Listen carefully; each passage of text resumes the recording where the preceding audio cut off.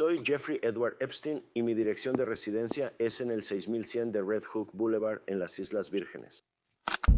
Algunos dirán que hablar de Jeffrey Edward Epstein en 2026 es como llover sobre mojado. Hace años que sus perversidades se expusieron públicamente. El tipo fue juzgado en 2008 y sentenciado como menor en México. Estuvo unos meses en la cárcel y luego la población se indignó. Con razón lo arrestaron otra vez. Sería procesado, pero se suicidó en la cárcel en 2019. ¿Se acabó esa historia sucia? Lejos de eso. Y por varias razones. ¿Has sido condenado por un delito? Sí, ¿Por qué delito fuiste condenado? 2 cargos: solicitar prostitución y atraer a un menor para ello. Recorrimos la información y las teorías oscuras y chocantes sobre él. Y mira, se puede afirmar que después de conocer cada detalle de la trayectoria de Epstein, el mundo realmente se convierte en un lugar más peligroso y aterrador, ¿ok? Así, toda la información, teorías e hipótesis que circulan son tan extrañas que uno ve eso y su cerebro dice, ten cuidado. Eso parece teoría de conspiración de lo absurda que es. Cuesta creer en esas barbaridades. Digo esto porque las actividades de explotación sexual de adolescentes, tanto chicos como chicas, y también de mujeres, que él promovía y que superaron las 250 denuncias, son solo la punta del iceberg de sus crímenes, ¿de acuerdo? Naturalmente, él no actuaba solo, así que muchas cabezas deberían haber rodado, pero eso no pasó. Y incluso con la reciente liberación al público de cerca de 3 millones de documentos, entre videos, fotos, correos electrónicos, mensajes, etcétera, etcétera, etcétera, no parece que los culpables vayan a pagar. Y la razón de eso es que los clientes de Epstein tienen poder y dinero infinitos. ¿Sacas esa idea de la mano invisible de la compañía que vemos?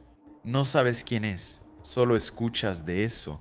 Todo eso está muy lejos de nuestra justicia y sociedad. ¿Les parece raro, chicos? Oigan, ¿será que estamos delirando? Calma, ahí conocerán todo y empeorará.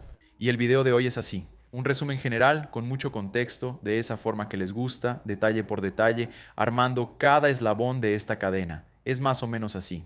La verdad de esta historia es como una mezcla de películas. Por ejemplo, 8 milímetros con Nicolas Cage y ojos bien cerrados, que incluso le costó la vida a Stanley Kubrick.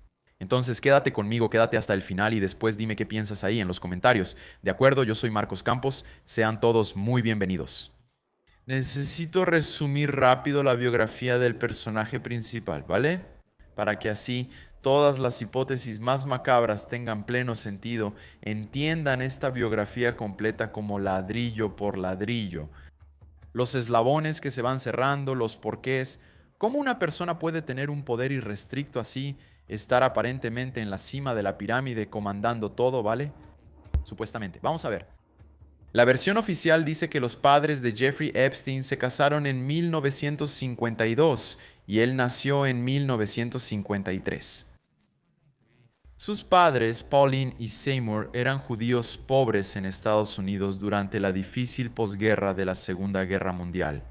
Pauline se encargaba de la casa y de los hijos. Jeffrey y Mark y su esposo, Seymour, era conserje y jardinero, empleado del Departamento de Parques y Recreación de Nueva York.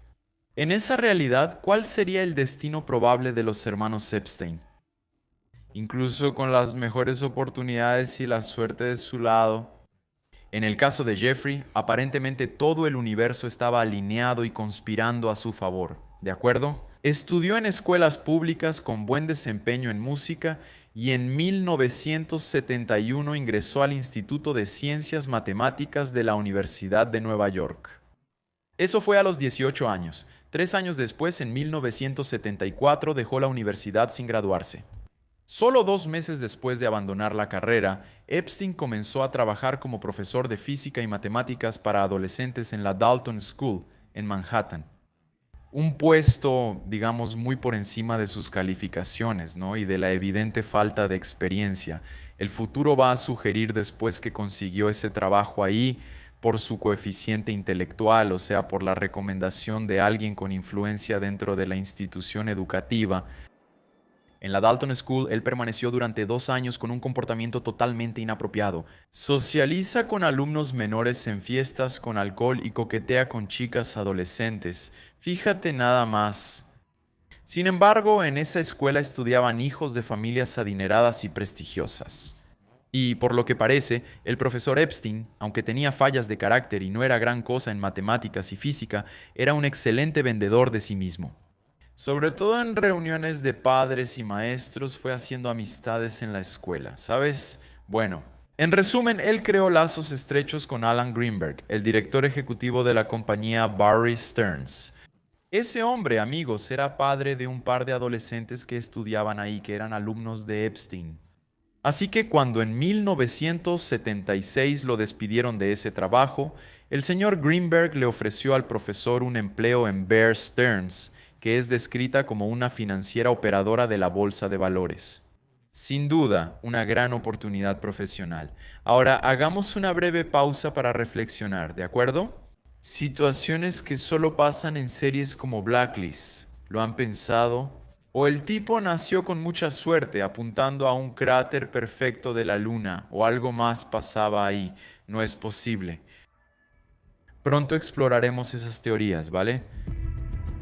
La trayectoria del señor Epstein fue meteórica, pasando de empleado bancario a banquero en solo 5 años. Así es, amigos. Dicen que lo contrataron como asistente de operador de piso, pero pronto lo transfirieron a productos especiales. Eso significaba acceso a las cuentas de megaclientes, esos millonarios de verdad.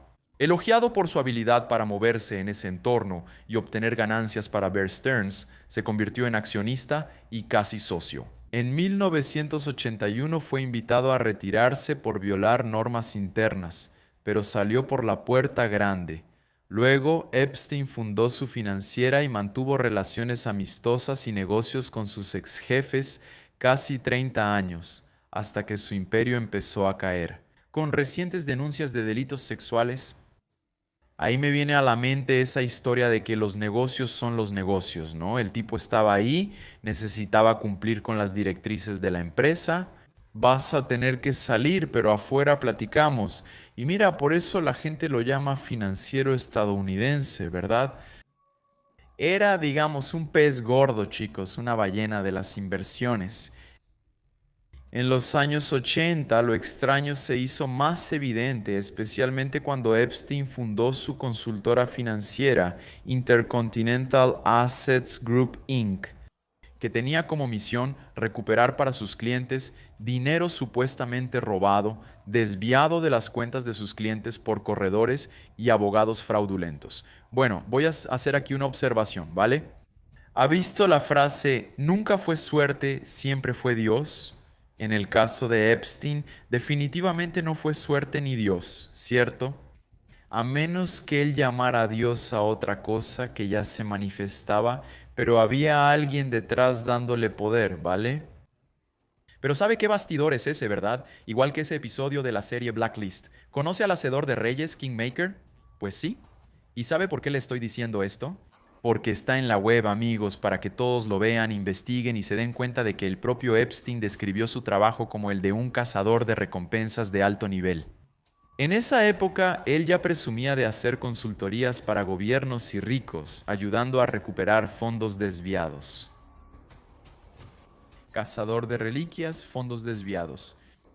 Al mismo tiempo, él atendía a otros clientes que desviaban o lavaban dinero, posiblemente enviándolo a paraísos fiscales. Una de sus clientas satisfechas fue la española Ana Obregón, que había perdido millones de dólares de las inversiones de su padre. Cuando quebró esa institución financiera, ahí estaban esas inversiones. En ese momento, las relaciones de Epstein pasaron de empresarios y ricos a políticos poderosos. Por ejemplo, asesoró al empresario saudita Adnan Khashoggi, quien intermediaba en la transferencia de armas estadounidenses de Israel a Irán. La década de los 80, amigos, estuvo marcada por numerosos viajes internacionales y contactos con los señores de la guerra de todos los continentes. Además de la recomendación de sus clientes satisfechos, que lo hacían un profesional solicitado, Epstein parecía tener otra carrera.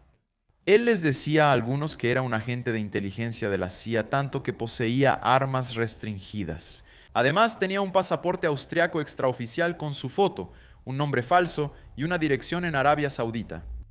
¿Qué tan cierto era que él fuera agente secreto o espía? Bueno, el rumor que circula es que en 2008 el fiscal de Estados Unidos, precisamente para el sur de Florida, Alexander Acosta, fue informado de que debía dejar en paz a Epstein respecto a las denuncias eventuales de sexo con menores de edad, porque Epstein pertenecía a la inteligencia y estaba en un nivel mucho más alto de salario e inmunidad que el propio fiscal. Entre sus nuevos contactos estaba Steven Hoffenberg. Ambos recorrieron el mundo como amigos. Fíjense, ¿ok? Observen cómo se organizan estos lazos. Ellos viajaron por el mundo buscando oportunidades rentables en finanzas. La especialidad de ellos, a principios de los años 90, era encontrar empresas en situación de quiebra y comprar las deudas de esas empresas, promoviendo así la recuperación de su salud financiera. La empresa de Hoffenberg invertía mucho dinero, evitaba la quiebra y atraía inversionistas para mantener la rentabilidad de esas empresas salvadas. Sin embargo, el tiempo demostró que la especialidad de ellos era aplicar un esquema llamado Ponzi. Para nosotros aquí es conocido como pirámide. O sea, una operación fraudulenta de inversiones que implica la promesa de pago de rendimientos normalmente altos a los inversionistas. Pero hay un problema ahí. No existe dinero ni ganancias generadas por ninguna empresa. Son los recursos de los propios inversionistas, los nuevos inversionistas, los que pagan a los inversionistas más antiguos. ¿Entendieron? Es algo así. Un día todo se va a ir al carajo, todo se va a venir abajo y alguien va a salir con una mano adelante y otra atrás. En 1993, la Towers Financial Corporation, dirigida por Hoffenberg y Epstein, colapsó al revelarse que era una fachada para uno de los mayores esquemas Ponzi en la historia de Estados Unidos. La pérdida para inversionistas fue de unos 450 millones de dólares, casi 1.000 millones actualizados. Epstein, como una rata astuta, saltó del barco antes del naufragio y no respondió penalmente por su participación en ese fraude.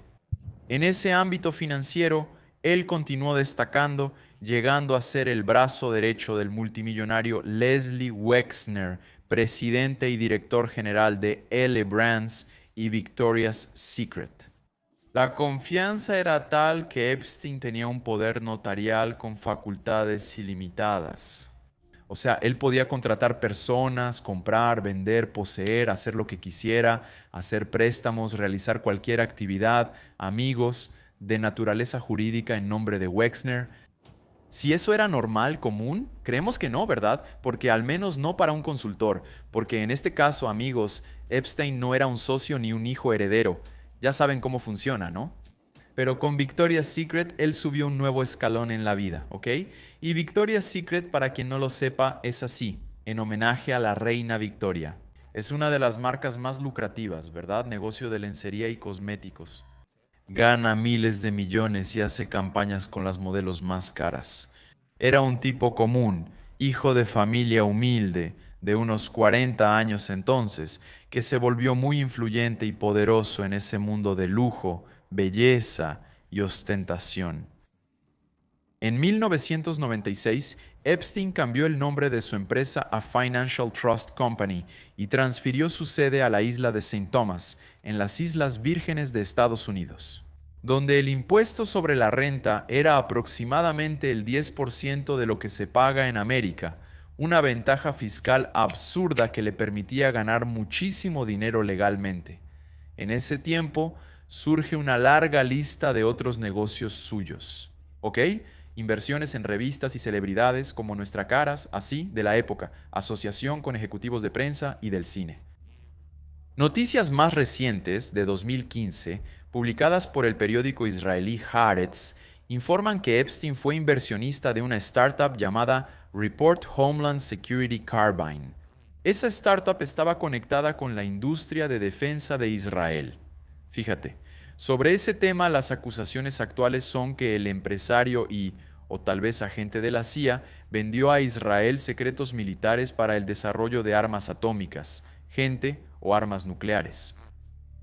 Cosas que son diferentes pero que tienen el mismo objetivo, ¿no? Causar miedo. El que tiene miedo, ¿verdad? Miedo a la destrucción masiva.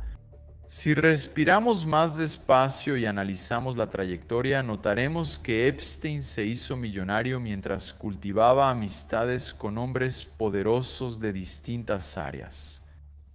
Y su mundo ya no estaba limitado por fronteras, ¿ok? También por fronteras.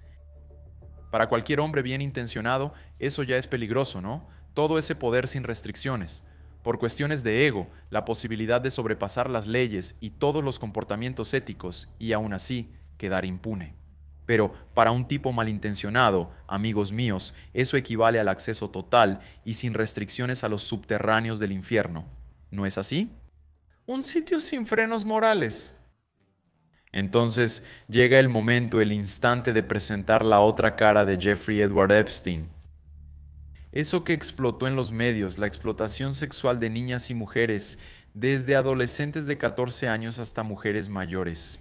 Algunas de ellas, profesionales talentosas, que buscaban en Epstein un patrocinio artístico o un impulso en sus carreras a través de su red de contactos en el mundo de las celebridades. La cuestión es que él sobrepasó absolutamente todas las conductas pervertidas que eran conocidas y practicadas, por ejemplo, en Hollywood. En sus mansiones millonarias, repartidas en varias ciudades, Nueva York, Palm Beach, Florida, Nuevo México. También en su isla privada, él preparó un esquema tipo Sodoma y Gomorra, pero que funcionaba como una espada de dos filos, peligrosa de ambos lados. Al volverse dueño de una fortuna exorbitante, compró, además de las mansiones y la isla, aviones, barcos y todos los artículos de lujo que alguien podría desear. Epstein, durante años, en colaboración con su novia y socia, Ghislaine Maxwell, reclutó a chicas para satisfacer los deseos de viejos, ricos y gente poderosa. Según un documental reciente sobre el caso, es bastante lógico imaginar que esos hombres corruptos, esos amigos depravados de Epstein, tenían sus propios medios para conseguir prostitutas, drogas y lo que quisieran, ¿no es así? Epstein no inventó ese servicio, ya existía desde hace décadas. Lo que me hace abstraerme y quedarme en mis ideas, pensando que como él era un tipo muy astuto, de hecho, eso tiene sentido. Nadie necesitaba de él para meterse en esas perversiones de andar tras chicas y demás. Él, siendo muy listo, invitaba a los tipos con buenas intenciones, pero llegaban y era una porquería. No es que ellos no supieran, pero sigue mi razonamiento aquí. Después de llegar se quedaron pegados en el lodo del tipo, ¿sabes? No sé si él lo planeó como diciendo, ya estoy mal, esto me va a afectar, así que voy a involucrar a todos. Al final todos tienen algo que ocultar, ¿sabes cómo es eso? Muchas cosas no se disuelven porque todos tienen cola que les pisen, esa es la verdad. No sé si fue eso, solo lo pensé, quise compartirlo con ustedes, comenten qué piensan, como mencioné, él no inventó ese servicio, ya existía desde hace tiempo. Hollywood, por ejemplo, siempre se menciona como refugio de depredadores sexuales, ya sabemos, ¿no? ¿Qué ofrecía él además? La total falta de límites morales en las fiestas de sus casas, ese detalle también cuenta, ¿no? Puede ser que él ofreciera algo que los tipos no encontraban en ningún otro lugar. En fin, el detalle también es que había cámaras de video en todos los lugares, absolutamente en todos los lugares. Y así, cuando los invitados de Epstein se divertían dentro de cuatro paredes, sin saberlo, estaban siendo grabados. Y ahí vuelvo a mi teoría de que eso era, ¿no? Voy a ensuciar a esos tipos, ellos van a quedar comprometidos conmigo, yo no voy a caer solo. Esas imágenes permitían chantaje y extorsión, como mencioné, para evitar su difusión y que arruinaran a esos magnates. Literalmente atrapados con las manos en la masa en el acto, como también funcionaba como una póliza de seguro para Epstein, porque si algún día él fuera acusado o arrestado, seguramente recurriría a esas evidencias, ¿verdad? Pero como ya se mencionó, en las propiedades de Epstein, bajo la coordinación de Ghislaine Maxwell, su esposa y compañera, lo que se ofrecía no se limitaba al sexo normal, con hombres y mujeres contratados. Se habla de abusos a niños y adolescentes, muchas de ellas drogadas, pero también se habla de rituales de tortura, muerte y canibalismo. Por eso mencionamos al inicio la película 8 milímetros de 1999 con Nicolas Cage. Si no recuerdan la historia, el actor hace de un investigador contratado por la viuda de un millonario. Tras la muerte de su esposo, ella halla una cinta de 8 milímetros donde él abusa, tortura y asesina a una joven. La gran duda de esa esposa era quién era en verdad su esposo. ¿Un infiel que la engañaba con actrices y prostitutas? ¿O un sádico psicópata que contrataba experiencias donde obtenía placer físico del sufrimiento y muerte violenta de una chica? Nicolas Cage investiga el submundo de la pornografía y las películas snuff, donde la violencia, mutilaciones y muertes reales ocurren en vez de ser actuadas. Y si hoy investigas el tema en la web, vas a encontrar la información de que las películas snuff son una leyenda urbana creada para atraer al público a ver ciertas producciones. Quién sabe, ¿verdad? Donde hay humo hay fuego. Me acordé, incluso aquí, en todo este contexto, ¿no, banda? De Round Six, porque piensa, ahí tienes un grupo de millonarios excéntricos sintiendo placer al ver a la gente matándose, ¿no? Muriendo ahí, todo tipo de capas psicológicas y el dolor y el sufrimiento, incluso la sangre, los tipos ahí sintiendo placer en eso, ¿no? Excitación, una cosa loca, ¿no, banda? Bueno, las denuncias más recientes sobre los paraísos infernales que Jeffrey Epstein creó involucran este tema impactante, ¿no? Sobre eventos de esa naturaleza. Sus clientes, algunos de los hombres y mujeres más ricos del mundo, se reunían en la casa de Epstein para vivir experiencias extremas y perturbadoras, donde supuestamente se sacrificaban bebés a antiguos dioses paganos y sus entrañas eran servidas como comida a los invitados. Así que ahora entra en la conversación la otra película mencionada, Ojos bien cerrados, de 1999 del director Stanley Kubrick, quien supuestamente murió de un ataque al corazón apenas 4 o 5 días después de terminar la película. O sea, filmación más edición, una película lista para ser distribuida. Muy resumido, amigos. La historia gira en torno a una pareja joven, ¿ok? Tomás Cruise y Nicole Kidman, que asisten a una extraña fiesta de Navidad, donde son invitados por un paciente millonario, el personaje principal. Por casualidad, en la fiesta se topan con orgías, rituales satánicos, sobredosis, drogas y otras situaciones perturbadoras ajenas a su estilo de vida. Al saber demasiado, los obligan a participar en esa realidad paralela para evitar ser asesinados. Aunque está basado en un libro, este guión parece anticipar las cosas que se vieron y describieron en las fiestas de Epstein. Como si Stanley Kubrick hubiera hecho una denuncia disfrazada. Tras su muerte, la película cambió y se eliminaron 23 minutos de grabación. Esto hizo que la historia se centrara en los conflictos sexuales de la pareja y no en la gravedad de lo que ocurría alrededor. Amigo, esto está muy loco, no es teoría de conspiración. No sé, eso dije al principio. Hay tantas conexiones que uno piensa, esto puede ser teoría. ¿Sabes esa cosa que es tan extraña que dices no es posible que sea verdad? Piensa en eso. También se habla, amigos, de un final alternativo para esta película, más ligero, ¿ok? Pero que en el original fue idealizado por Kubrick. El público entendería que los personajes se entregaron a su hija a los promotores de los rituales. Por si acaso, también por la prematura y dudosa muerte del director. La obra tomó un peso más profético y de denuncia, aún tras revelarse los crímenes de Epstein. Y hablando de obras extrañas, no podemos de ninguna manera dejar de mencionar que las vidas de Epstein y de Ghislaine Maxwell pueden ser fácilmente reconocidas en la obra Relaciones Espaciales, ¿verdad? Un cuento interplanetario ligeramente gótico de 1973, una novela profética de Donald Barr, que en resumen también presenta personajes que viven en una sociedad donde el aburrimiento y el poder absoluto los llevaron a la locura. También es común secuestrar humanos para convertirlos en juguetes sexuales ilegales de los superricos galácticos. Podría ser solo una mala historia, pero se dice que Donald Barr, escritor y hombre del sector financiero, presentó a Jeffrey Epstein a la familia Maxwell. Si no lo he dicho, amigos, es curioso saber que el padre de Ghislaine fue Noel Marion Maxwell, ¿ok? Su esposa, compañera y socia. Bien. Ian Robert Maxwell nació en 1923 en la antigua Checoslovaquia, pero fue bautizado con otro nombre. Emigró al Reino Unido, se volvió un empresario editorial exitoso y miembro del Parlamento. Estafador y supuesto espía del Estado de Israel. En ese contexto, tiene sentido la conexión de él y de su hija, Ghislaine, tanto con el escritor Donald Barr como después con Epstein.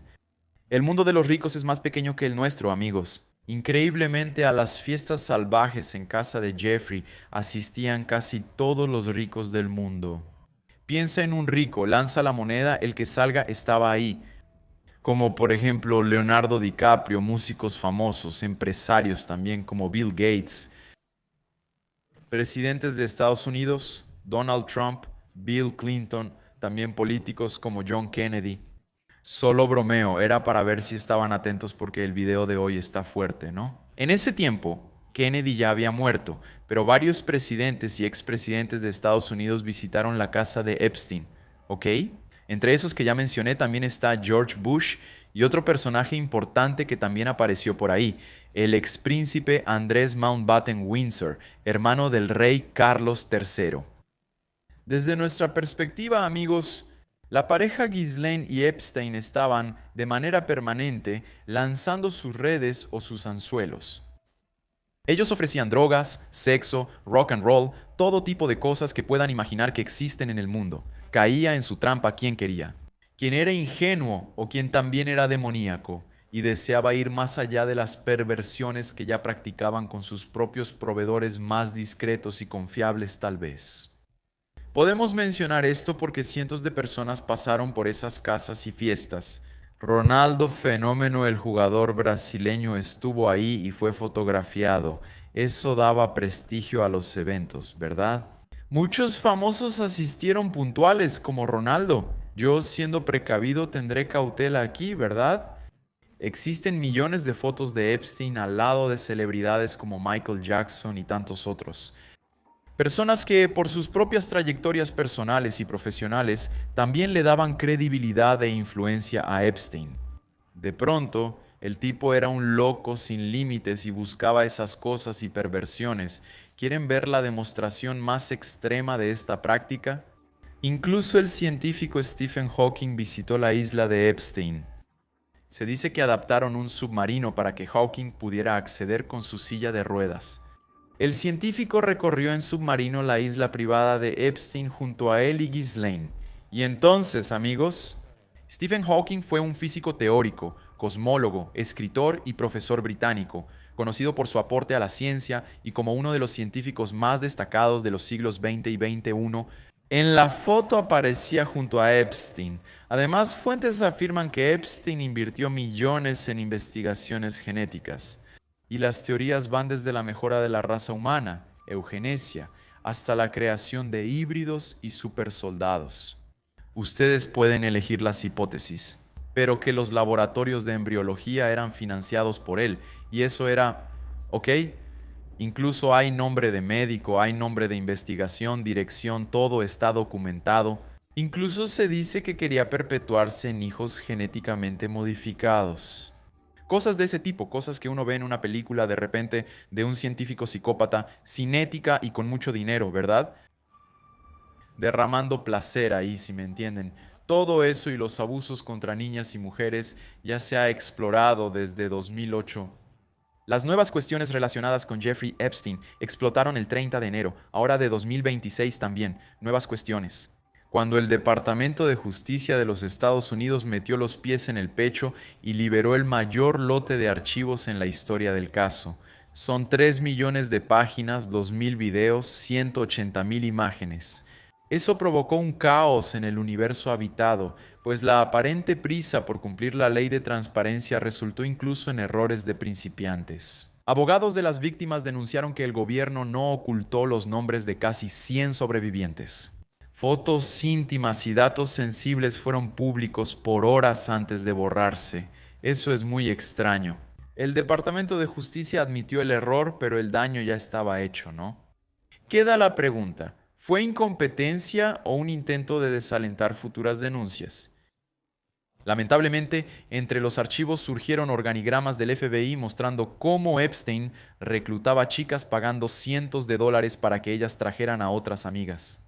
Un esquema piramidal de abusos que duró décadas. Él sabía perfectamente cómo operaba ese negocio, ¿no? Después del nombre del presidente Donald Trump, las personalidades más interesantes, entre comillas, para el público son Bill Gates y Elon Musk, ambos más ricos que Bruce Wayne, Batman o Tony Stark, el hombre de hierro, ¿no? Superhéroes con superpoderes, además de la tecnología financiada por sus fortunas. Así es, amigos, Bill Gates. Documentos indican que Epstein intentó chantajear a Gates con información sobre presuntos casos extramatrimoniales con una jugadora de bridge rusa. Notas de 2013 indican que Epstein se jactaba de ayudar a Gates con medicamentos y facilitar encuentros. Claro que el público quiere saber si fue solo eso y cuál era la profundidad de su vínculo, ¿verdad? Gates ya dio una entrevista sobre eso. Se arrepiente de haberse reunido con Epstein y su esposa lo regañó.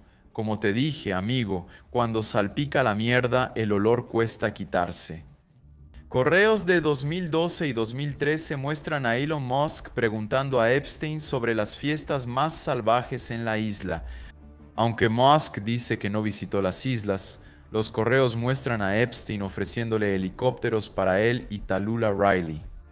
Epstein respondía, siempre habrá espacio para ti. Y también hay un pasado incómodo que parece haberle quedado a Bill y Hillary Clinton, quienes siguen siendo cuestionados por el Comité de Supervisión de la Cámara, pero se niegan a declarar sobre sus conexiones con Epstein.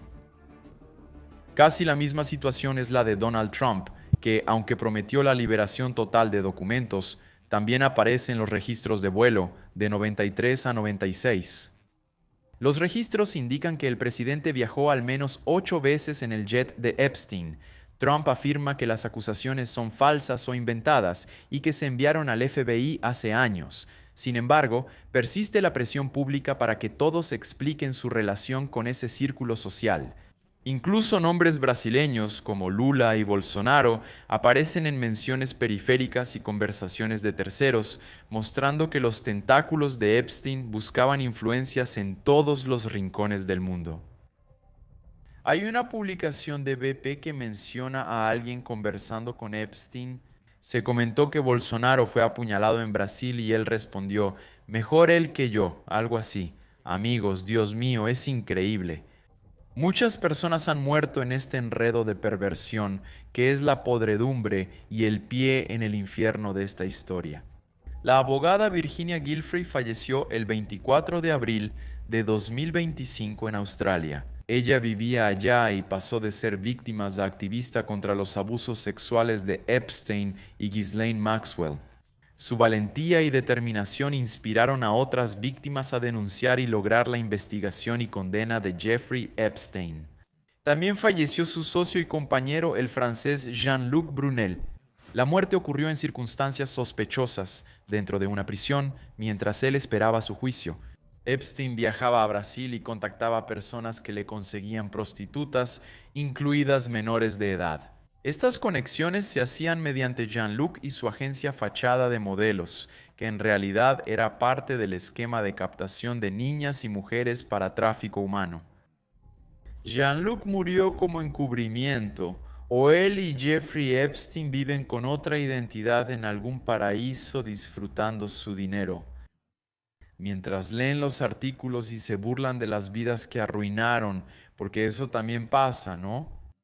Murió en 2009. Hay fotos comparando la nariz, pero volvemos a esa historia, ¿no? Todo teoría de conspiración, no sé. ¿Ustedes creen? Contando algo así, ustedes van a creer, ¿no? Debe haber foto o video. Para los grandes medios, Jeffrey Epstein murió en 2019 ahorcado en su celda con una cuerda de ropa. Esa noche, los guardias se durmieron y no revisaron al detenido cada media hora como debían. Se les olvidó ese día, esa noche, las cámaras de seguridad no estaban apuntando a la puerta de la celda del preso más famoso de la institución. Esa noche faltan 2 minutos en la grabación de los videos de seguridad. El informe de la autopsia fue corregido posteriormente. Sabemos todos los detalles de los trámites después de la muerte, pero sin duda no sería imposible sacarlo con vida, ¿verdad? Amigos, es como estar en una película de espías, todo controlado, es muy raro. Claro que el sistema, amigos, que él construyó sobrevivió, porque mucha gente poderosa se involucró en sacar pruebas de sus casas. Así que la presentación pública de esos 3 millones de documentos puede revelar muchas cosas o simplemente ser una última cortina de humo para cegarnos. Y así, amigos, no se puede estar hablando de los pormenores, de las minucias, porque sería irresponsable, ¿no? Al final de cuentas, quien tiene que hacer eso es la justicia, y la justicia no puede hacerlo, porque está por debajo de esos demonios en la tierra. Ahí sí estamos jodidos, pero es eso. Hay varios libros y documentales sobre eso con mayor respaldo jurídico, ¿no? Hay que tener cuidado y actuar con cautela porque a veces las cosas pueden salir al revés. Pero ese fue el resumen del caso Epstein. Espero que hayan valorado nuestro trabajo de hoy. Si surge algo relevante, actualizaremos el episodio aquí. Gracias por acompañarnos. Deja tu like o comentario. Besos del pelirrojo. Nos vemos en el próximo episodio.